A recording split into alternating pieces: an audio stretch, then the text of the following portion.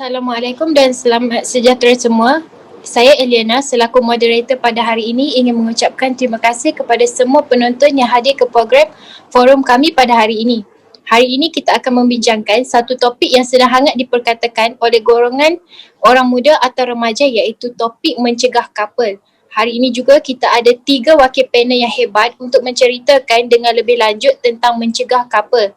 Okey, tanpa melengahkan masa lagi, kita menjemput panel pertama kita, iaitu panel Taren, untuk bertanya soalan.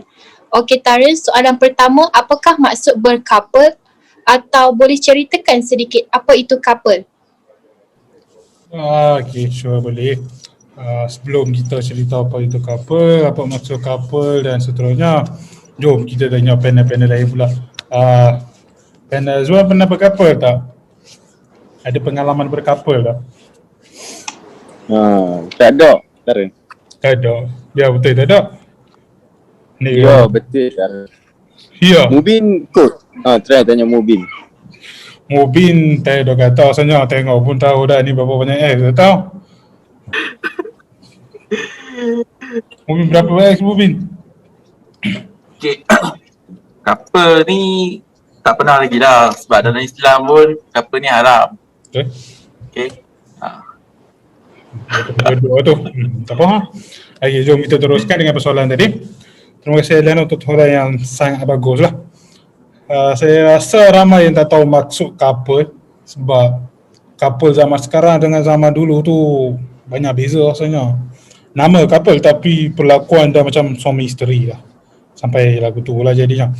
So, bercouple merupakan suatu tradisional ataupun tradisi orang budaya yang telah dibudayakan oleh masyarakat remaja kini. Maksudnya, bercouple ataupun dalam bahasa Inggeris, in a relationship, dibawa daripada budaya barat. Sebenarnya orang putih-putih ni lah. Orang putih-putih ni ada banyak relationship.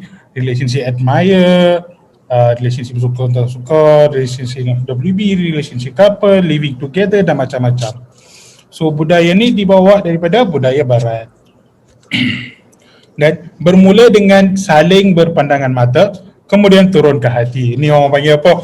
Cinta pandangan pertama. Kita selalu tengok drama-drama tu, cinta pandangan. Tahu tu dia tengok sekali lagu tu. Oh, ada bunyi apa semua tu, ada angin kuala macam-macam lah dah. Tapi Jangan berpengalaman je, Taren. saya tak pernah lagi lah, tak ada orang nak bagi muzik semua tu, tak ada lah. Saya macam nyanyi sendiri ada lah. Kalau orang tengok perempuan tu, oh tu lama cepat tu, nyanyi sendiri je lah. Nak bagi muzik semua tu tak ada lagi lah. Seterusnya kemudian mereka akan saling mengutus senyuman dan cinta mula berputik. Orang kata lah tapi tak tahu lah kan. Kita kena tanya yang berpengalaman, yang pernah bercouple tu lah. Macam mana rasa bercinta, macam mana rasa bercouple tu. Kita tak tahu lagi. Dan bila rasa dah cukup sedia, masing-masing mula masuk line. Masuk line maksud tu macam mana lah. Masuk line, okey. Mereka ni mula-mula bercouple, lepas tu dah rasa bersedia tu. Ini zaman dulu lah rasanya. Zaman sekarang kalau bersedia tu putus lah, cari orang lain. Kalau zaman dulu memanglah kalau bersedia tu mereka pergi nikah ke apa semua tu ada lah. Tapi zaman sekarang cukup 3-6 bulan lah putus, cari orang lain. Itu maksud bercouple lah. Kalau zaman sekarang tak ada kata lah kau budak 3-4-5 tahun pun tahu apa itu couple. Budak 3-4-5 tahun pun dia kata, aku ada girlfriend lah, ada. Pernah sekali ada budak tu, saya baru umur 21. Budak tu rasanya baru umur 10-11 tahun, dia main tanya, pakcik. First dia panggil pakcik, saya macam, panggil aku pakcik, sakit hati. Aku bukan pakcik dia, aku abang. Tapi tak apalah, dah budak kecil dia panggil, pakcik ada girlfriend tak? Tak ada. Alamak, pakcik tak ada girlfriend. Alah, saya ada boyfriend lah, ni boyfriend saya. Saya pun tak apalah. Ada girlfriend, baguslah. Ada girlfriend, tak apa. So benda tu jadi benda yang biasa dah zaman sekarang. Tak adalah macam zaman dulu yang mana orang hargai perasaan cinta tu tak ada lah rasanya. Ada tapi tak banyak lah. Okay. Dan ada yang berbalas-balas nota bagi yang lebih advance teknologi SMS digunakan. SMS tu zaman dahulu lah.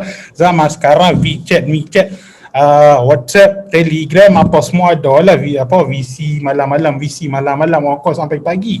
Tak tahu dia sembang apa. Kalau kita tanya orang bercouple tu, tengoklah dia pun kata, aku on call dengan awek aku 8 jam. Sembang apa? Ada lah tu sembang. sembang masa apa pun kita tahu, tapi sampai 8-10 jam pun ada lah, tak tahu sakit telinga ke tak, tapi itulah kira-kira. Dan akhirnya apabila dua insan berlawan jantina ya, kita kena note benda tu, berlawan jantina, ini sudah saling suka menyukai, mereka akan mengisytiharkan ikatan percintaan mereka dan kemudian berkapal. Tapi zaman sekarang saya dah kata lah, cek hari ni esok dah couple, cek sejam lepas dah couple. So berkapal ni secara basicnya dia perasaan cinta tu kena wujud lah, tapi dalam Islam macam kawan kita cakap tadi, tidak dibenarkan berkapal. Tapi orang sekarang ni dia lebih kepada budaya barat, jadinya semua benda jadi biasa dah. Semua budak-budak remaja zaman sekarang ni tak tahu dia punya pemikiran tu macam mana, tapi tak tahu macam mana, tapi mereka lagi minat kepada berkapal tanpa ada perasaan percintaan tersebut. Mereka tak hargai dah perasaan percintaan tersebut. Mereka macam okey, semua orang berkapal, aku pun nak berkapal, semua orang ada awet, aku pun ada awet. Lagu tu lah jadinya. Kalau nak terang lagi banyak, nantilah lepas ada persoalan lain kita akan sambung. So itu saja daripada saya. Maksud berkapal tu perasaan cinta yang diwujudkan daripada dua pihak berlainan jantina yang kemudian akan dilanjutkan kepada pernikahan. Off each other, orang panggil kata lah. Itu saja daripada saya. Thank you. Terima kasih. Okay, terima kasih Taren. Okay, seterusnya kita ingin bertanya kepada panel Hazwan pula. Hazwan, bolehkah cerita sedikit kenapa couple itu haram dari segi agama? Kalau tanya Hazwan, boleh lah aku jawapan tu. Nampak? Ya, mengapa?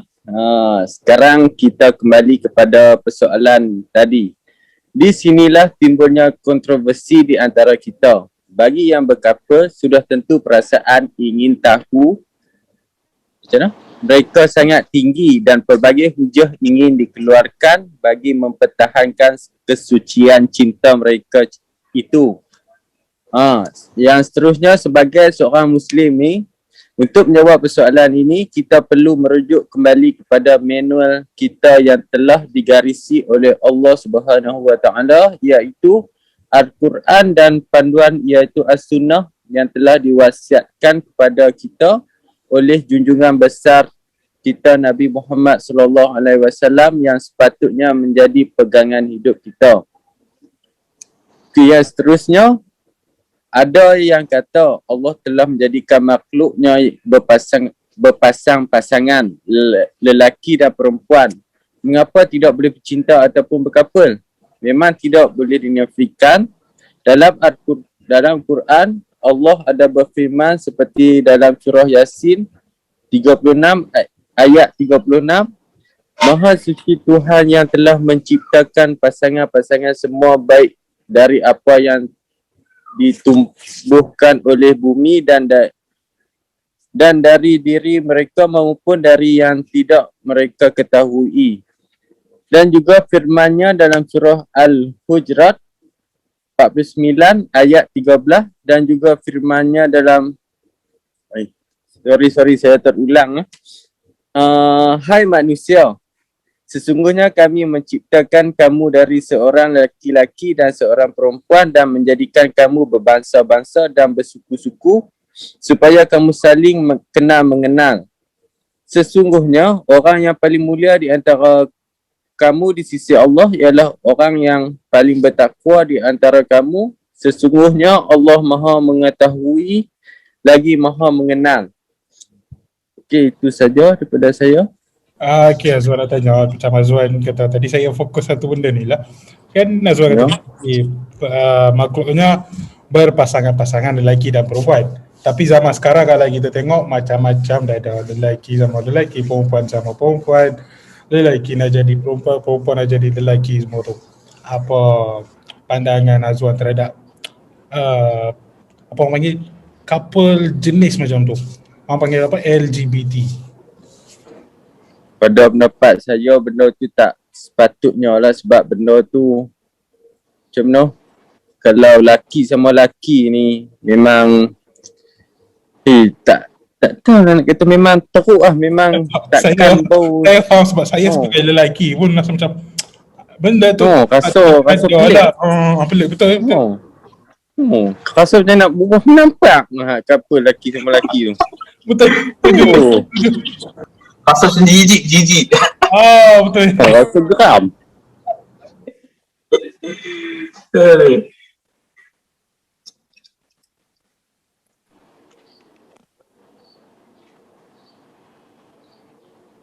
Okey, terima kasih Hazwan. Jawapan yang sangat baik. Okey, soalan yang terakhir saya ingin bertanya kepada panel Mubin. Mubin, bolehkah bagi idea atau tips-tips untuk mencegah daripada berkapal ini menurut Islam? Okay, first kali terima kasih Elena sebagai moderator. Okay, tips untuk mencegah couple ni ada banyak sebenarnya. Kalau kita tengok dalam Google ada banyak, tapi apa yang saya boleh gariskan adalah kita ikut dalam panduan Islam lah, okay. First kali, apa yang Nabi ajar adalah tundukkan pandangan. Okay, maksud tundukkan pandangan ni bila kita jumpa perempuan, kita tundukkan pandangan kita. Kita jangan lihat mereka, okay. Seperti apa yang Nabi Muhammad ajar ketika dulu. Dan benda ni juga terdapat dalam ayat Al-Quran, iaitu surah An-Nur ayat 30 yang bermaksud, katakanlah wahai Muhammad kepada orang-orang lelaki yang beriman supaya mereka menyekat pandangan mereka daripada memandang yang haram dan memelihara kehormatan mereka. Yang demikian itu lebih suci bagi mereka. Sesungguhnya Allah amat mendalam pengetahuannya tentang apa yang mereka kerjakan. Okey, itu yang first. Okey, yang kedua adalah mencintai Allah. Okey, maksud mencintai Allah ni, okey, kenapa kita nak kejarkan pasangan kita? Contohnya macam berkapal ni. Berkapal ni bukan untuk sampai ke kahwin. Daripada tu biar kita kejar cinta Allah. Contohnya macam kita ikut ajaran dia semayang. Benda tu dah dijamin dah di akhirat nanti. Seperti apa yang dikatakan dalam surah Al-Baqarah ayat 165. Sedangkan orang-orang yang beriman itu lebih cinta dan taat kepada Allah Subhanahu Wa Taala. Itu yang kedua.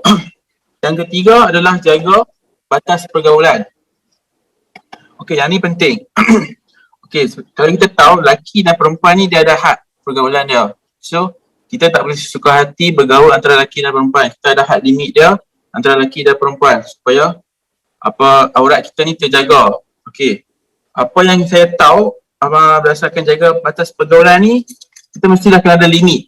Okey, kalau kita nak sembang dengan perempuan tu, kita mesti kena ada cara dia, tata tertib dia.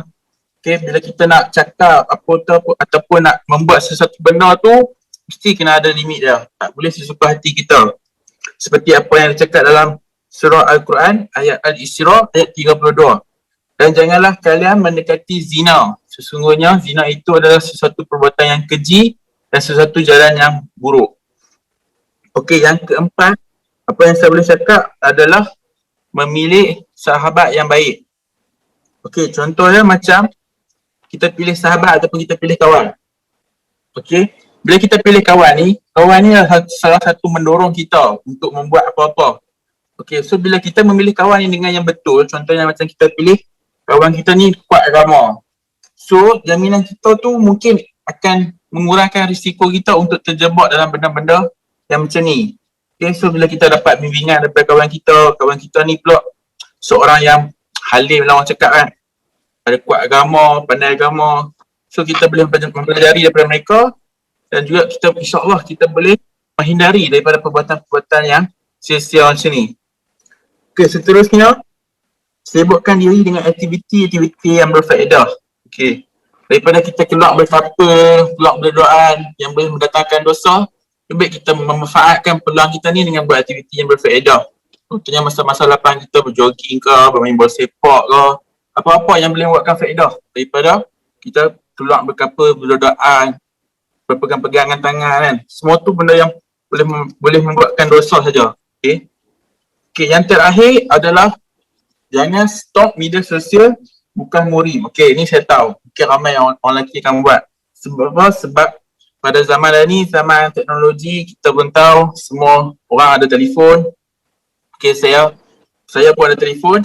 So, benda-benda macam ni akan membuatkan kita terfikir macam-macam. Contohnya macam kita tengok gambar-gambar perempuan yang seksi, yang tak tutup aurat. Okay, benda-benda ni akan membuat kita terfikir. Akan membuat kita, ya, kawan ni elok ni, kawan ni cantik ni seksi lah, apalah. Daripada situlah, kita boleh membuatkan kita tengok-tengok video lucah, apa-apa semua yang boleh membuat merosakkan akidah kita. Okay, so bagi saya, benda ni, ibu bapa kena main peranan juga. So apa? Sebab ibu bapa kena pantau anak-anak kita, apa yang kita buat di belakang mereka. Okay? Kita kena pantau apa yang mereka buat, apa yang aktiviti apa yang mereka buat, supaya tak mau jadi benda-benda macam ni. Okay? Kalau kita tengok dalam kebal-kebal banyak ada kes berzina, merogol, semua tu. Kalau boleh katakan setiap hari ada kes tu. Okay, sebelum saya nak tutup tu, saya sekali lagi nak tegaskan adalah berkapal ini adalah sesuatu benda yang boleh menghampiri zina. Okay? So, perbuatan ni adalah sangat-sangat dilarang dalam Islam dan hukumnya adalah haram. Okay? Saya ulangi, adalah haram. So, kepada anak muda, janganlah ikut buat benda-benda seperti contoh macam berkapal ni. Kapal ni adalah satu benda yang trend untuk orang barat. So, kita mengikut ni, so kita boleh dapat dosa. Okay, itu daripada saya. Wallahualam. Terima kasih. Terima kasih Mubin atas tips-tips yang diberikan tadi. Oleh itu kita sudah sampai ke penghujung rancangan. Saya ingin mengucapkan ribuan terima kasih kepada barisan panel-panel kita dan juga penonton yang hadir pada hari ini. Dengan ini saya tutup dengan lafaz Bismillahirrahmanirrahim dan Assalamualaikum warahmatullahi wabarakatuh. Thank you, Eliana. Waalaikumsalam.